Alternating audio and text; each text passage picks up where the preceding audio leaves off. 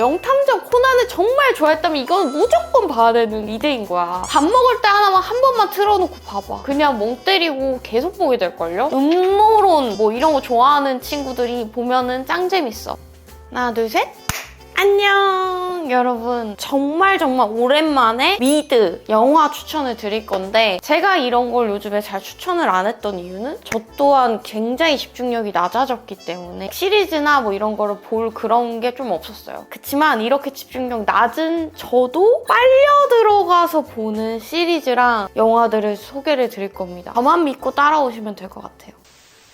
제가 여기다 좀 적어왔는데, 첫 번째 추천드릴 시리즈는 베이비 레인디어라는 시리즈입니다. 넷플릭스 시리즈고요. 이걸 보면은 진짜 여러분의 머리가 굉장히 피폐해질 수 있지만 나의 어떠한 심연을 들여다볼 수도 있고, 무엇보다도 되게 빨려 들어갈 듯한 전개의 영화의 미저리랑 비슷합니다. 그래서 어떤 내용이냐면, 어떤 술집 바에서 일하는 남자가 있어요. 근데 그 남자가 일을 하는데 조금 등치가 있는 여성분이 이렇게 왔어요. 근데 남자가 그 여자를 봤을 때 동질감 때문에 친절을 베풀기 시작해요. 뭔가 콜라도 그냥 맨날 무료로 한 잔씩 주고, 여자가 막 허언증이 있어서 자기 변호사고 집도 사놨고 금방 결혼만 하면 되고 막 어쩌고저쩌고 막 맨날 얘기하고 막 경박스럽게 웃기도 하고 막 그러는데, 그 남자가 다 받아줍니다. 여기서 지금 이상할 거예요, 여러분들은. 왜 이거를 받아줄까? 약간 호감 있는 것처럼 대합니다. 그러나 시청자 입장으로서 호감으로 보이진 않아요. 근데 어느 순간 메일함에 막 분 단위로 초 단위로 이 여자한테 메일이 오기 시작해요. 스토킹이 시작이 된 거죠. 이 남자가 어떤 여자를 만나려고 해도 항상 이 여자가 끝까지 쫓아오는 거예요. 근데 여기서 제일 인상 깊은 장면은요, 사실 첫 시작이 이 남자가 경찰서에 가서 저 스토킹 당하고 있다고 이런 얘기를 하는 것부터 시작이 되는데, 솔직히 남자가 스토킹 당한다고 하니까 경찰관은 잉? 하면서 누구한테 스토킹 당하는데요? 어떻게 스토킹 당하는데요? 뭐 이런 식으로 물어봤는데 그거에 대해서 대답을 잘 못합니다. 왜 그럴까요? 대체 왜 이 남자는 뭐 협박당한 것도 아니고 이 사람을 좋아하는 것도 아니고 어떠한 이유 때문에 이 여자를 확 내치지 못할까요? 그거는 넷플릭스 시리즈로 확인해 주시면 되고요. 한 편당 30분 정도입니다. 그러니까 너무 몰입감 있게 딱 잘 끊었어요. 그래서 만약에 이것도 지루하다 하시면 저는 어퍼컷 튜브에서 리뷰한 그 영상을 추천을 드릴게요. 굉장히 리뷰도 깔끔하게 해놨고 해석도 잘 해놨습니다.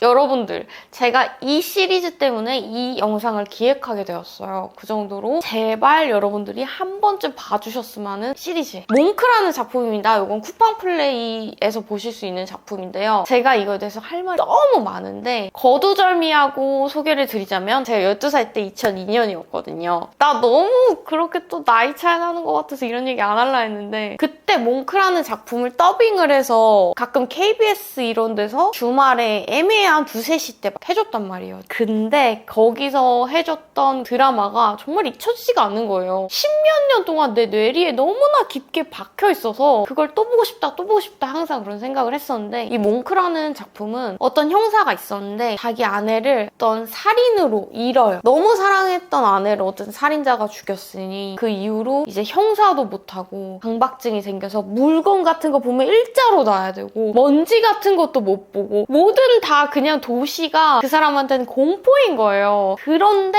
진짜 추리 능력, 수사 능력이 너무 끝장나. 그래서 탐정으로 일하기 시작합니다. 우리나라에서는 탐정 같은 게 약간 불륜 이런 것만 하겠지만 외국은 이미 탐정이 발달이 되어 있거든요. 근데 내가 이 몽크를 왜 보라고 하고 싶냐면, 명탐정 코난을 정말 좋아했다면 이건 무조건 봐야 되는 리드인 거야. 진짜 그 사람이 막 처음에는 살인 현장 봐서 막 보지도 못하겠다고, 나 보지도 못하겠다고 이래놓고 그 살인 사건의 용의자를 딱 잡을 때 그 쾌감이 있걸랑요. 그리고 어느 정도 강박증이 심하냐면 가끔 이제 살인 사건 동네 가서 막 닦아. 피나 뭐 이런 걸 막 닦을 정도로, 증거를 없앨 정도로 되게 그런 게 강한데, 그런 게 코믹스럽게 표현이 되어 있어요. 강박증이 막 공포로 표현돼 있다기보다 코믹스러운 연기로 하셔가지고 정말 재밌게 보실 수 있고 한 편 한 편당 다른 에피소드라 거의 이어져 있는 에피소드가 없어요. 매번 다른 살인사건이 일어나거든요. 그래서 그 살인사건들을 골라서 보는 재미도 있고요. 옆에 간호사라는 여자가 따라다니는데 보조 같은 사람이 이 둘의 케미도 되게 재밌습니다. 이 사람은 무서워 너가 해줘 막 이런 식으로 그 여자한테 맡기거든요. 그래서 이 시리즈는 진짜 너무 재밌기 때문에 밥 먹을 때 하나만 한 번만 틀어놓고 봐봐. 그냥 멍 때리고 계속 보게 될걸요? 명탐정 코난을 좋아했다면 그런 어른이들이라면 완전 강추. 그 다음에 몽크랑 비슷한 이것도 쿠팡 플레이에서 볼 수 있는 멘탈리스트인데요. 와, 이 멘탈리스트 저도 미쳐요. 몽크는 되게 귀여운 매력이 있는 사립탐정이고 멘탈리스트는 살짝 초능력 있는 척, 약간 영매인 척 해가지고 되게 능구렁이처럼 경찰도 아니지만 가서 사건을 도와서 살인사건의 용의자를 찾는 그런 사람인데 이 사람도 사실은 아내를 살해당했습니다. 살인자. 되게 중요한 거는 안 잡힌 연쇄살인범한테 아내가 살인을 당하고 그때부터 이제 멘탈리스트라는 뭔가 형사들이랑 협업해서 살인자들을 잡는 그런 내용인데요. 요것도 몽크만큼 사실은 되게 재밌습니다. 몽크는 어떤 느낌이냐면 약간 웃기고 살짝 덜 떨어진 느낌의 그런 캐릭터를 구상을 하신 것 같고 여기는 진짜 막 능구렁이 같고 기존세의 캐릭터예요. 둘 다 다른 매력인데 이것 또한 에피소드가 다 다릅니다. 제가 말씀드렸죠? 집중력 필요 없다고. 이거 진짜 재밌다. 멘탈리스트 진짜 미쳤다. 몽크 미쳤다. 그래서 저는 가끔씩 제가 진짜 힘들 때 특히나 막 코로나 때는 집 밖에 못 나오고 이랬잖아요. 그랬을 때 저는 이 몽크랑 멘탈리스트를 그냥 계속 틀어놔. 어떻게 보면 계속 살인사건을 보는 건데 그게 그렇게 힐링이야. 왜 그런지는 모르겠어요. 내가 코난을 좋아했어서 그런 건지 이게 유독 추리물들인데 과하지 않은 그런 설정들이 들어가 있어서 너무 재밌어요. 둘 다 빵빵 터지고 빨려 들어간다. 그리고 매번 다른 에피소드라 이어지는 거 신경 안 쓰고 뭐 시즌3에서 무슨 내용이 나와 있거든요. 그거 재밌을 것 같으면 클릭해서 보면 된다. 여러분들 이거 술 마시면서 한다는 게 내가 지금 너무 집중해버렸어. 여러분 편하게 하고 싶었는데 내가 너무 또 추천하고 싶었어서 그랬나 봐요. 아무튼 이 몽크와 멘탈리스트는 클래식이에요. 완전 클래식 느낌이고 요즘 나온 넷플릭스 시리즈랑 전혀 다른 매력을 갖고 있다는 거죠. 1990년대 만든 미드니까 그때만의 클래식이 살아있으니까 한 번쯤 꼭 봐주세요. 효민사와 진짜 맛있더라고요. 일본에서 파는 사와 먹는 느낌인데 너무 달지 않아서 좋아. 딱 그냥 새콤한? 내가 여기다 뭐라 써놨는 줄 알아요? 이런 미드 다신 안 나와요. 진짜 제발 클래식. 이 정도면은 얼마나 추천하는지 알겠죠?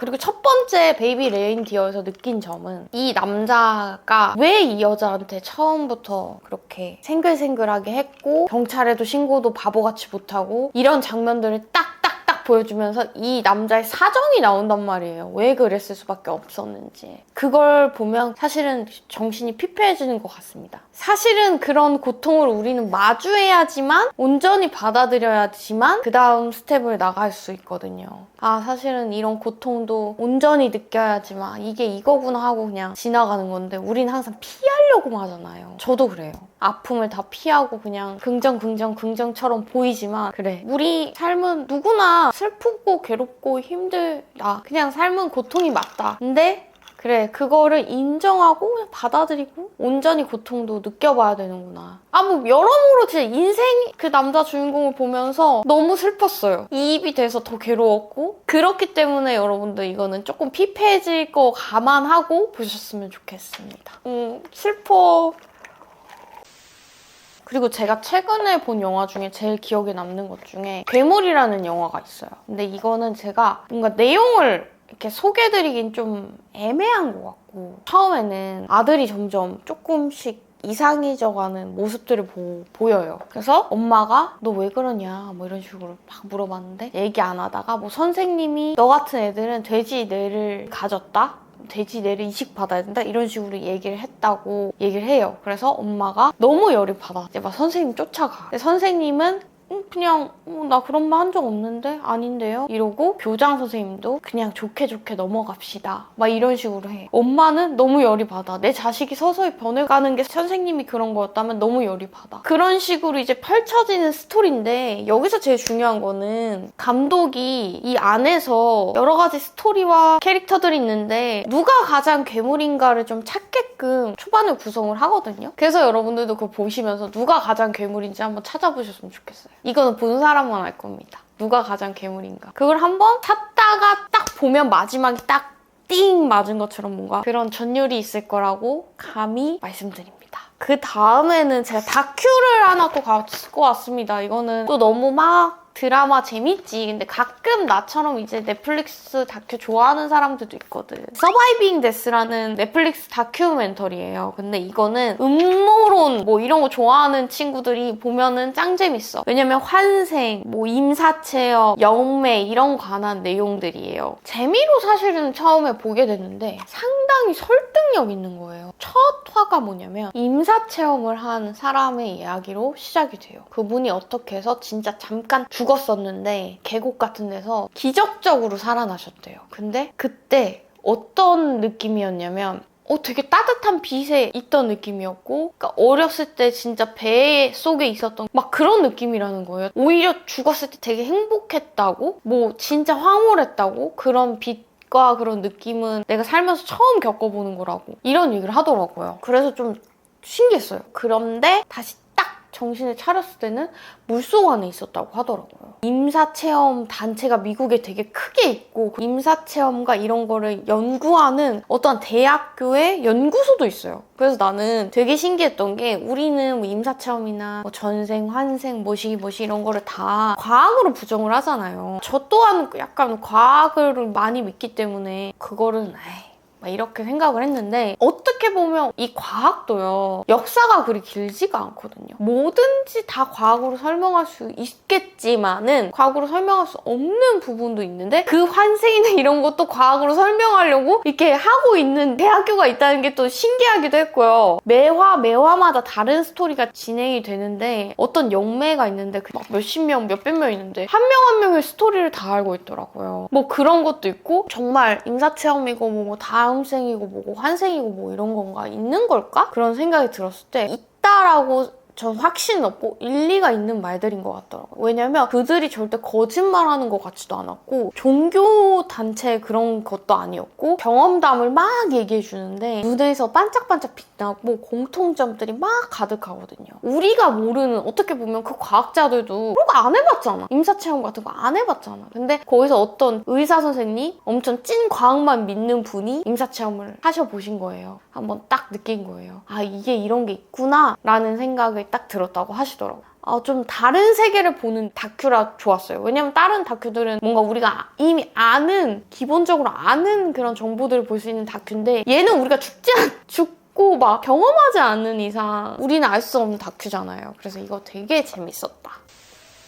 이렇게 오늘 저의 시리즈 추천을 해봤는데 진짜 몽크랑 멘탈리스트는 무조건 꼭 보셨으면 좋겠고 그 외에도 정말 재밌습니다. 학생분들은 중간고사 끝난 거 축하드리고요. 시리즈 한번 재밌게 봐봅시다. 그럼 우리는 다음 영상에서 만나요. 안녕!